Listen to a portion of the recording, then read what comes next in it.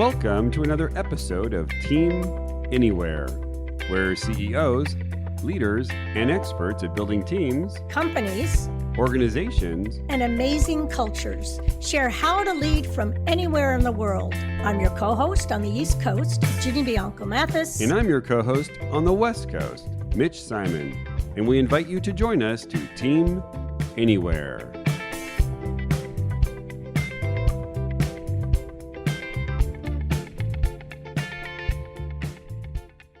Today on Team Anywhere, we interview Phil Lewis, founder of Corporate Punk, a consultancy based in the UK committed to a better way of making lasting, positive change to businesses. He shares with us how to have your remote company thrive and how creating social contracts around conflict is so important for creativity and innovation. We hope you enjoy this episode of Team Anywhere. Welcome, everyone, to another episode of Team Anywhere. And today we are thrilled to have with us Phil Lewis, the founder and leader of Corporate Punk, who I'm sure we'll hear more about that. And welcome, Phil, coming from London. Thank you. Lovely to be here and to have the opportunity to talk with you guys. Fabulous. So let's start off with your company. I saw a lot of action on LinkedIn lately that it is the 5th year anniversary of Corporate Punk, which is always exciting. And love to know about your company, the name of your company, and what distinguishes Corporate Punk from other consulting companies out there. Well, thank you, and not least for the LinkedIn mention. So the business has been going 5 years, and in a weird way, I actually count that as an achievement because, certainly in the UK, something like only 1 in 5 businesses makes it to its 5th year, right? So 80% of businesses will fail in the first 5 years. Beyond that, also, when we set the business up, it was like, as I said in an article I wrote at the time, it was this scrappy little outlier of a thing that, had no money behind it. We had, wasn't as if we had massive founding client or anything like that at all. It was literally at the time, me and a laptop and some ideas. And, those ideas were, and they still power the work, I think, today. But the ideas actually came from my experience for over about 15 or 20 years working in both consulting and in the creative industries. And the thing that I got mystified by was I was routinely surrounded by people who had loads of energy, loads of talent, loads of good ideas, loads of passion, loads of ingenuity, and wanted to get out of bed every single morning and do an absolutely brilliant job for the organizations that they were working with and for. And yet, so very rarely did all of that energy, ideas, talent, passion, ingenuity, whatever you want to call it, become greater than the sum of its parts. And I became really interested in why is it that we build businesses that are less than the sum of their parts? Why is it that a lot of businesses aren't able to unleash talent, energy, ideas, and what have you at scale? Yes. And the answer to that question, and we can talk more about this if interesting, but the answer to that question ended up being far more complicated than I thought. It was to do with, how psychology works, how well an organization's led, what we do around structure, what we do around systems and processes. There's all sorts of different things that come into it about how we don't think systemically and whatever. And I got to a stage where I was like, well, wouldn't it be really interesting to found a consultancy that actually did what it said on the tin? Wouldn't it be interesting to found a consultancy that worked with other businesses to help them be their natural, brilliant, imperfect best when they came into work every day? What would it actually mean to start a consultancy that was about unlocking the potential of other businesses? And that's where Corporate Punk came from. So I really set out 5 years ago to create what is basically an anti-management consultancy. That was kind of where I started. Mm-hmm. And to say that people thought I'd lost my mind was to understate the case, really. Certainly people, friends and family were sat there going, why don't you just go and work for McKinsey, or whatever. And I was like, well, I actually want to do something that makes a difference in the world.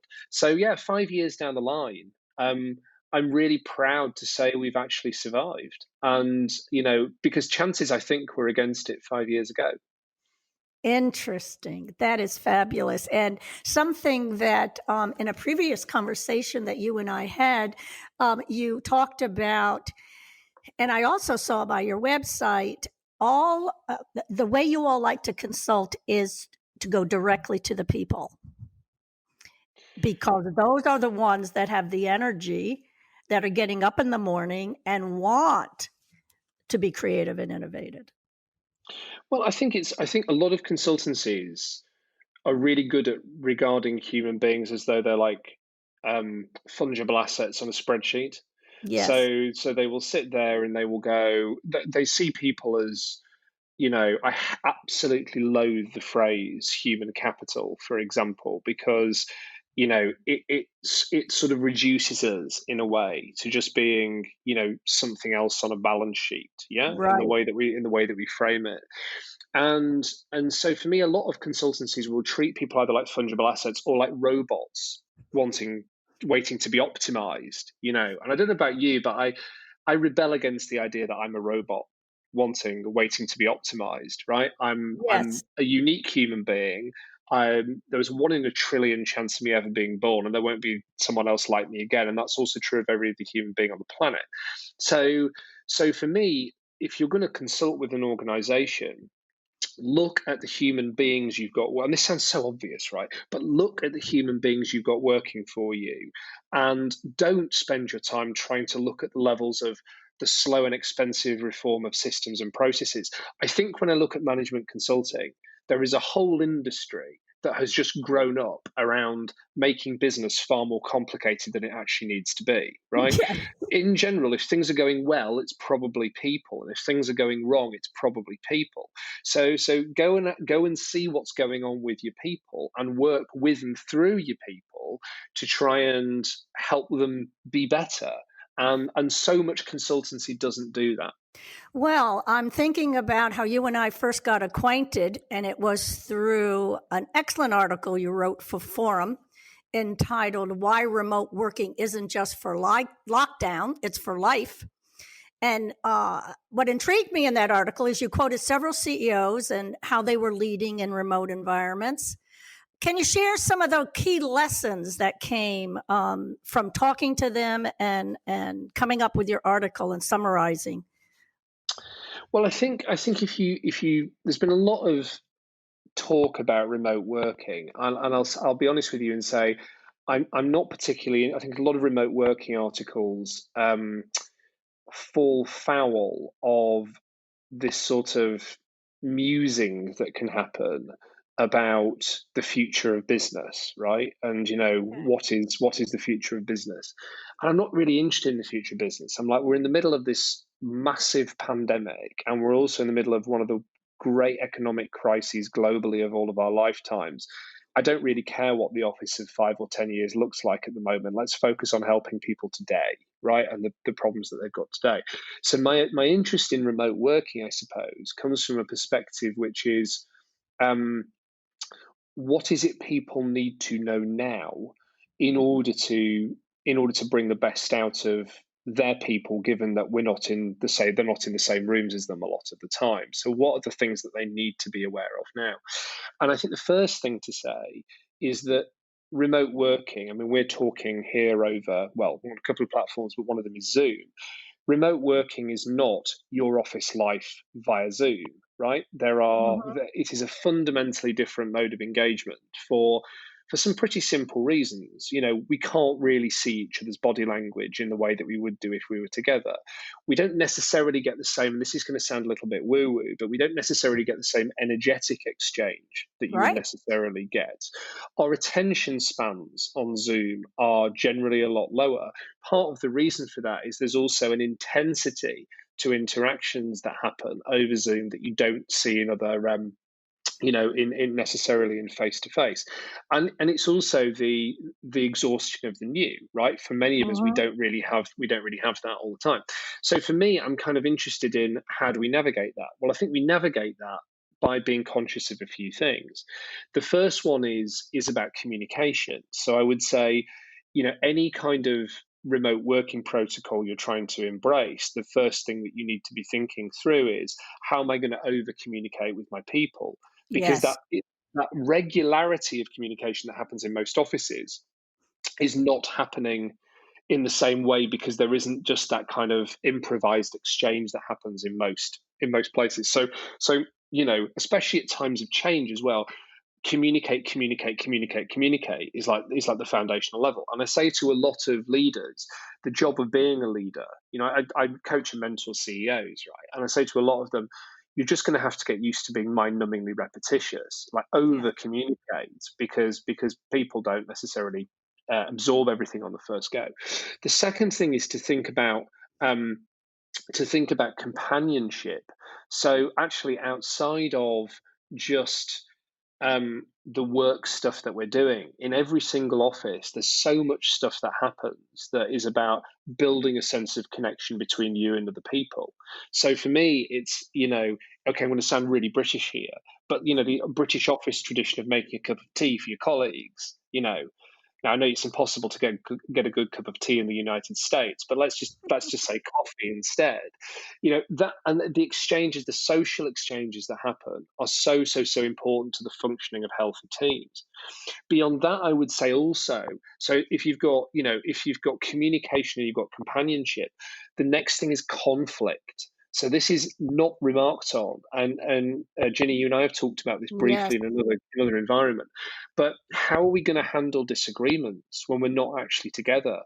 I do a lot of work in the creative industries, for example. Dissent and conflict are absolutely integral to one's ability to deliver good quality creative work. Well, it can be really hard to disagree, on Zoom in a very public way. It can be very hard to know what happens if we're in conflict with others. And a lot of teams haven't contracted around how they're going to deal with conflict. So there's another issue that happens there. And then the final thing I wanted just to say is around connection. So it's very tempting to think about connection, that it's all about, are we available for meetings and how much time should we be spending in meetings? But I think there's a slightly deeper point to be made about connection, which is that there is on time and there is off time in remote working. And the real value of off time, I think, is in the ability to think more deeply. Most businesses are really good at busy work. They get distracted just doing lots of stuff. And if you look at Cal Newport's writing about deep work, what he says in deep work is this idea of, we've got to be able to switch off sometimes and really think at a deeper level about what we're doing with our businesses. And again, remote work should be allowing us the chance to do that, and isn't, because we're just replicating the same old meeting treadmill that happens in a Right. lot of businesses through Zoom. So if you go back to those 4 C's, we talk about the 4 C's of remote working. We talk about communication, we talk about companionship, we talk about conflict, and we talk about connection. And those are not easy things to master. But if one can master those and work out what it means for how you run a team, I believe there is a chance to build a high-performing team in a remote working environment. Exciting. So, Phil, Excellent. can you tell us more about the contract around conflict? Because I'm noticing that as well with my clients, is they don't know how to have conflict, especially in a Zoom or a team Microsoft Teams setting. Well, I suppose the first question I would go to, Mitch, is do they know how to have conflict at all? Because I mean, just as a general observation on coronavirus, there have obviously been some industries that have been impacted by almost like once in generational events. I'm thinking here of tourism and entertainment and hospitality, for example. But there's a lot of other industries for whom what this pandemic has just done is shone a really harsh and unforgiving light on things that were already going wrong in their organizations, right?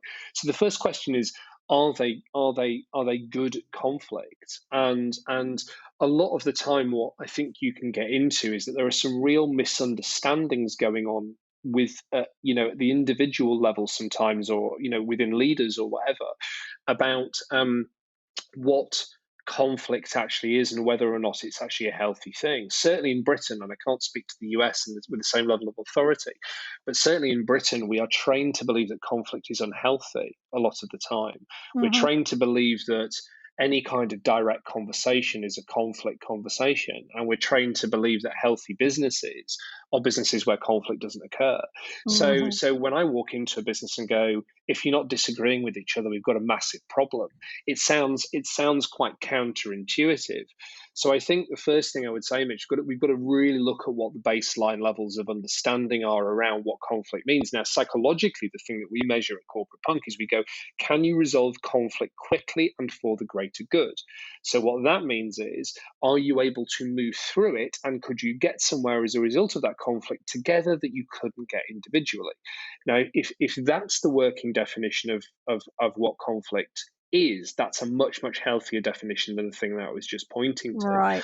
And then finally, we do then a lot of work around particularly helping people to prep for some of those conversations. So again, a lot of Brits will really struggle with assertion, for example. We're very, very difficult to get into a conversation where we're going to be able to hold an uncomfortable space if you can't actually assert what you're thinking or feeling about something in the first place. So I think, to your point about contracting, a lot of contracting, which is a very coachy and consulting kind of word, just means the way that things are going to run around here, is really about coming back to the definition and about people permissioning each other, whether it's on Zoom or elsewhere, to go, it's okay for things to get uncomfortable, and let's work through this together, and embracing that itself as a practice. Excellent. Beautiful. So that actually is a good segue to the other question that I wanted to ask you, which is, given your own tangible experience with remote teams and also doing seminars remotely, what techniques have you used to foster a culture, beyond the four walls? I think in terms of, you've got to look at what the ingredients of a culture are, and we could probably spend about 10 podcast length Yes. episodes talking about the Yes. ingredients of a high performance culture. I would find fascinating. I don't know about anybody else, but so when you talk about building a culture, I think the thing that I go to there is a couple of foundational points, actually. So the first would be around values alignment, and the second thing would be about intellectual vision and capital, right? So let me just talk to each of those things. I think in the end, um, teams that stay together and work well together primarily are teams that are aligned on values, right? Mm-hmm. So one of the most helpful pieces of business advice that I received was about 10 years ago, when he's still actually one of my mentors now, said to me, Phil, if you don't share your people's or your clients' values, divorce is inevitable. It's just a matter of how much blood gets spilt on the carpet. Right? I thought this was brilliant, because I thought what I actually heard in that was, don't work with them in the first place, because you're on a hiding to nothing. So again, I mean, to your earlier point, Mitch, about how do we contract with people around conflict and the baseline misconceptions that there are. And I was saying sometimes coronavirus shines a hard light on problems. I would say the first thing is go to values, and our values aligned with the team. Now, if values are aligned, if we care about the same things, building good culture in a context of remote working means we should go back to those values and understand how we now articulate them in this new way of engagement. So, for Right. example, if I'm really customer focused, right. So I'll give you a working example from our own consultancy. So one of our 5 values. So our 5 values, I can tell you, are integrity, excellence, care, mutuality, and grit. Right? Those are the 5 things that we care about. So if I take the value of excellence, I can tell you how it's worked through in our business, which has been, okay, guys, the thing that we've been historically absolutely excellent at is mobilizing teams of people together, usually by face-to-face interaction with them in rooms, right? Now we've got this platform to work with. We've got really busy and stressed out clients because all sorts of things are going on. We've got any number of other things that are swinging in around budgets and so on. How do we continue to embrace excellence in that context? And honestly, those conversations that come back to value offer a huge boon at the level of culture, because actually what you're doing is you're reasserting all of the time what it is people have in common and what it is they care about. So the process of working through those questions about how we articulate excellence in our marketplace have actually helped to reinforce how we work together as a team. And then very quickly, the intellectual unity and the intellectual capital point is about, ultimately, do we share the same view of the world, right? Are we united at the level of, not that we think the same thing, but ultimately, broadly, we think the world is moving in the same direction. So all of our people at Corporate Punk will routinely go, we think that as time goes on, management consulting will need to shift to become more focused on people. We think that business success is around innovation, not just efficiency. We think that actually really good business is about, money follows value, not value follows money, right? These are the things that we think. If we all have that in common and we continue to reassert that, that really helps. So you see what I'm saying is not do Yes. new things, it's continue to reassert the things that you have in common and that you've always done.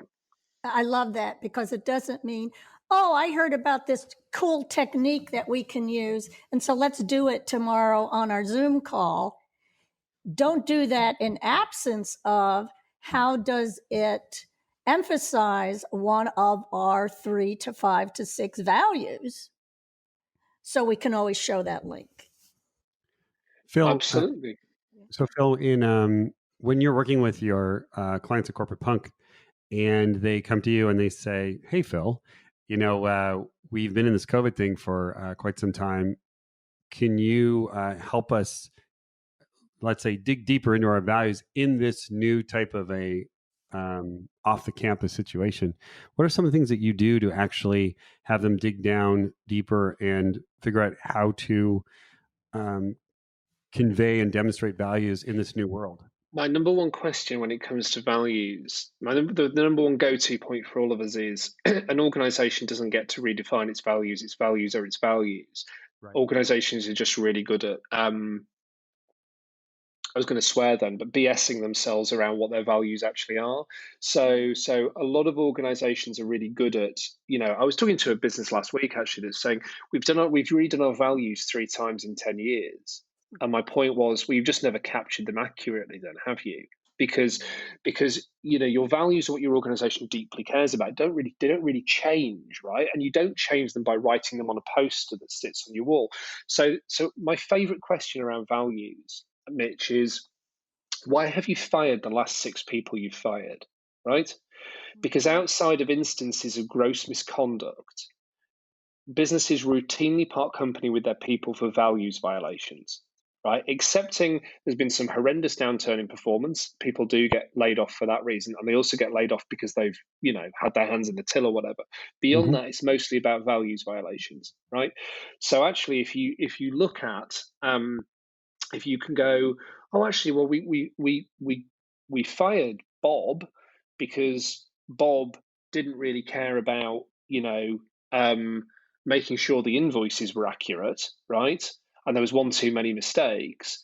Well, that's going to tell us a lot about precision as a value. Do you see what I mean? Or we fired Sarah because Sarah was a bit rude to a customer, and we don't do that. That might tell us a lot about courtesy as a value, or about customer service as a value. So that's the first thing. The second thing is then, as a sense check, is to be able to go, what are the opposites of the things that we think are our values, and would any company plausibly claim to have those? So, for example, the opposite of excellence in corporate punk land, which I was talking about earlier on, isn't actually not being very good. The opposite of excellence is being good enough, right?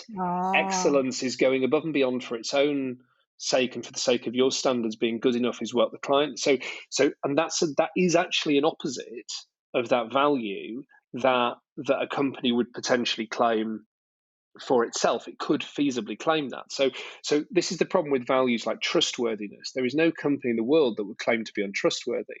So the two sentences are, so my 2 favorite questions are, 1, why have you fired the last half dozen people? And 2, if we think those are our values, let's double check and see if anybody would claim their opposite. You have to be able to say yes against each of those.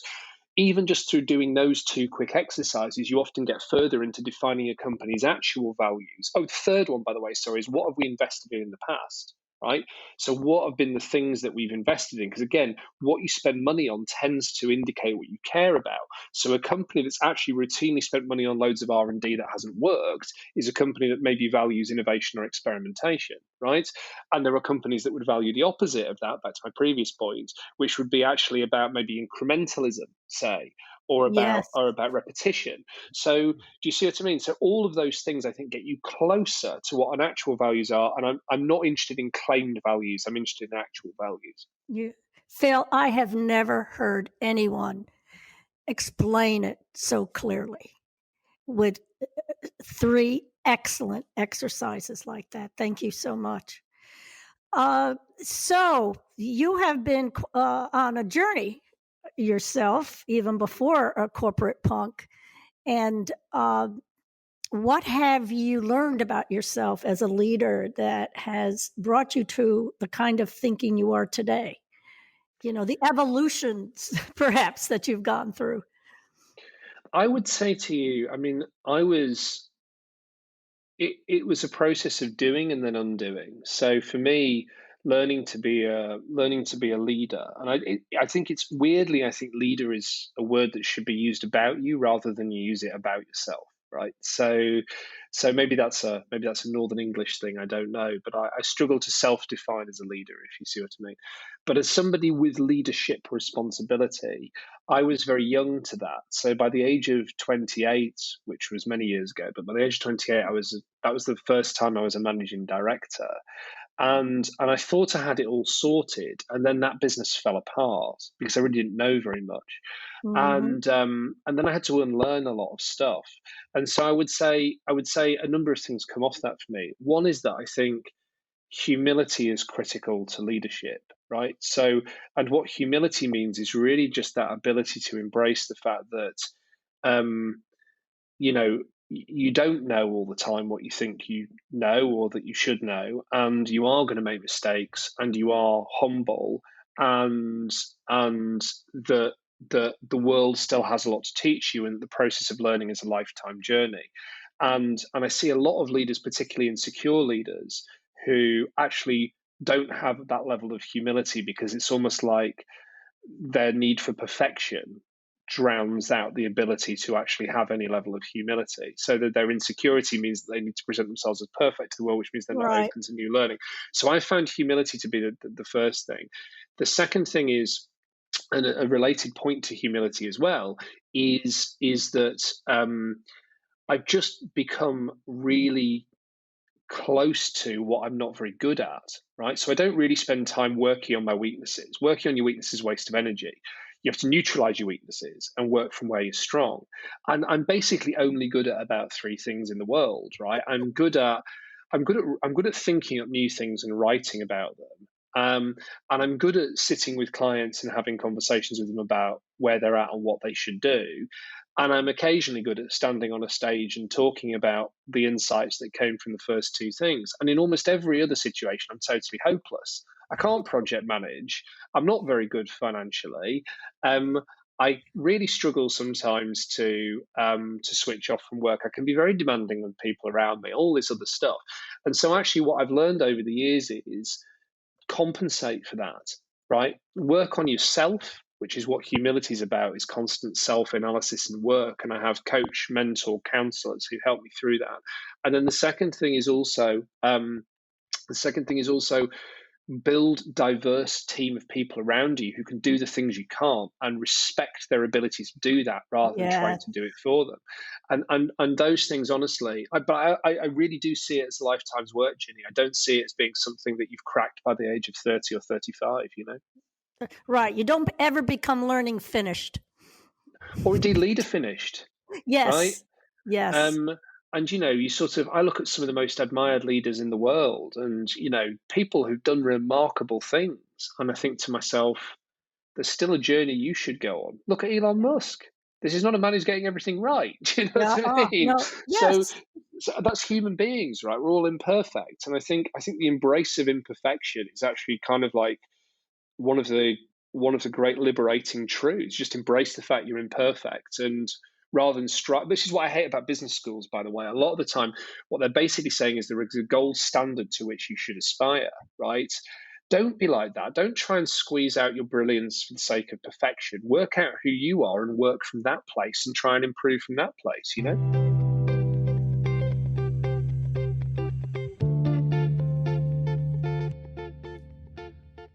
We'd like to take this brief interruption to thank our sponsors and then get back to our program. We'd like to thank Marymount University, Arlington, Virginia, School of Business and Technology, innovative solutions upskilling for the what's next economy at marymount.edu. Oyster Organizational Development, dedicated to higher performance, business success, and leveraging teams at oysterod.com. And WeJungo, a strategic people process consulting firm at JUNGO.com. So, Phil, it's a great answer. I'm wondering, when we were back at the ranch, as we say here in the United States, and you were doing, or many companies were doing pulse surveys. What happened now is we're all dispersed, and a lot of companies are doing pulse surveys. Do you think that there are specific areas that they're now going to miss because they're using the same tools to figure out how the organization is working now that we were not together in the same working space?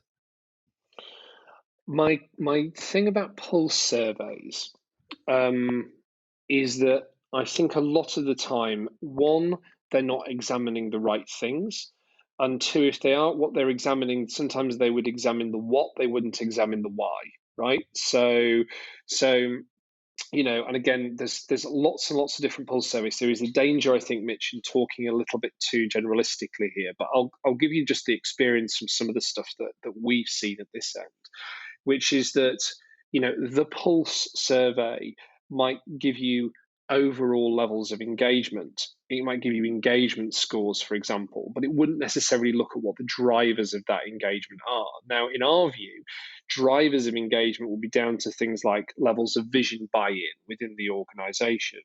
Or another driver of engagement would be people having an appropriate level of autonomy in their organization, right, is a huge driver of engagement. And people feeling able to take well-managed risks is another driver of engagement. Now, a lot of pulse surveys aren't examining that. So consequently, what you get is this sort of thing that's going on, which actually might give you some clue as to how the organization's thinking or feeling, but it's not examining deep enough fundamentals for you to be able to know what those drivers are and therefore what to do about them, right? So I think sometimes you're almost better off, and this is going to not make friends in HR, right? But bear with me. I think you're almost better off sometimes either ignoring some of that pulse stuff or complementing some of that pulse stuff with the actual discipline of going out there and talking to real human beings with open heart, open mind, and listen to what they've got to teach you. Because the one thing that my work has proven in the last 5 years in my working life, and my team would tell you the same thing, is that the vast majority of people go through work each day without ever feeling as though anybody's heard what they had to say. Really heard what they had to say. Oh, which brings me to the other point, by the way, and then again, I'll be quiet. 87% of people in the UK do not believe that their employer does anything with the data that the employer captures about them and their experience, right?